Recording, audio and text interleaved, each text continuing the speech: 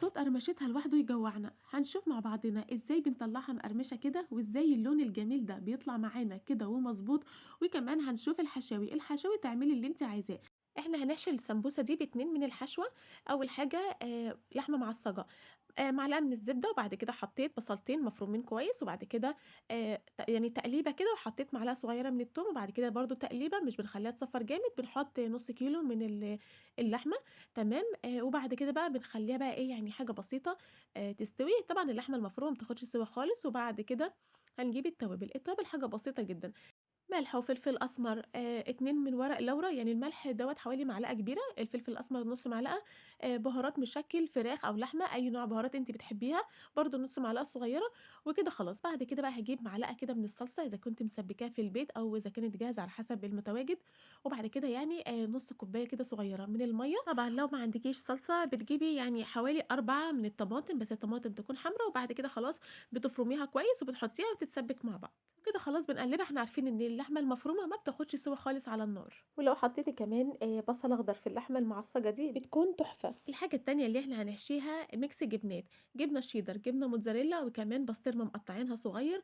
وكمان معاها بقى الجبنة البيضا. الجبنة البيضا هي اللي بتخلّي كل الحشو ده متماسك مع بعض وإحنا بنحشي، وبصراحة بتدّي طعم حلو. طبعًا مش هنحط أي توابل لإن هي أصلًا كلّها متبلة وفيها ملح، بس هنحط بس رشة من جوزة الطيب ورشة كمان من روزميري، بصراحة عطت طعم حلو جدًا. كده خلاص. وبعد كده بقى هنبتدي إن إحنا يعني نبتدي إن إحنا نحشي، وهنشوف الحشو بتاعنا هيكون عامل إزاي. أنا اخترت الحشوتين دول، لكن طبعًا السمبوسة ليها حشوات كتير وبإذن ربنا برضه هنعمل بيها. وإحنا بقى بنحشي السمبوسة عايزين نعرف بتتابعوني من أي بلد، ويا ريت بقى ما ننساش نشترك في القناة ونفعل الجرس لو الفيديو عجبكم. إحنا دلوقتي بقى بنقفل السمبوسة بتقفليها بالقفلة اللي أنتِ عايزاها، لازم نخلّي كده حتة زي القرطاس من فوق، وبعد كده إحنا هنشوف تاني طبعًا. بنعملها بقى زي المثلث.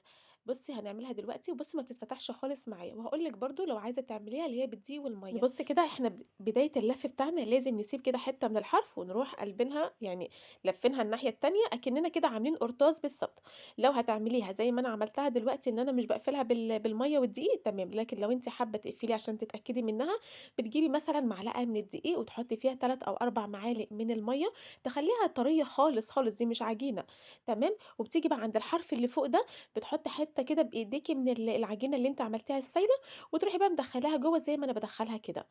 تمام. لو أنتِ يعني عايزة تتأكدي إن هي يعني ما تتفتحش معاكِ. تمام. بس كده. السِوَى بقى فيه نوعين، النوع الأول إن إحنا بالزيت، وبنحط طبعًا الزيت لازم يكون سُخن جدًا، وبنحطها وبنخلّي بالنا علشان خاطر ممكن على طول يعني تحمّر معانا بسرعة. الطريقة التانية اللي أنتِ بتحطّي صينية وبتحطّي فيها معلقة صغيرة من الزيت وبتفرديها، وبعد كده بتحطّي السمبوسة وبتحطّي طبعًا من فوق برضه معلقة من الزيت وتفرديها عليها خالص، وبعد كده تحطّيها في الفرن. بس للأمانة الطعم والأحلى والقرمشة بتكون في اللي هي فيها زيت. إحنا عارفين إن إحنا بنبعد شوية عن المقليات، بس في أوقات كده يعني في حاجات معيّنة عايزين نعملها بطريقة حلوة جدًا، وممكن نكون مش بنعملها كتير، فهي بصراحة القلية بتكون طعمها يعني أطعم بكتير جدًا. طبعًا بتطلّعيها على حاجة فيها كده يعني شبكة، أنا دي شبكة المخبوزات باحب أطلّع عليها الحاجات علشان هي دي المتوفرة بالنسبة لي دلوقتي. ومثلًا لو مش هتقلي كلّه ممكن تحطّي كمية مثلًا في التلاجة لتاني يوم عادي، أو لو أنتِ عايزة تعملي كمية وتشيلي في الفريزر بتحطّيها طبعًا عادي، بس في نفس الوقت ما تحطّيش الطبقات على بعض، لازم يكون كل طبقة تحطّي مثلًا ورق استرتش أو تحطّي كيس التلاجة علشان خاطر لو حطيتيهم على بعض هتلاقيهم بعد كده عجّنوا في بعض.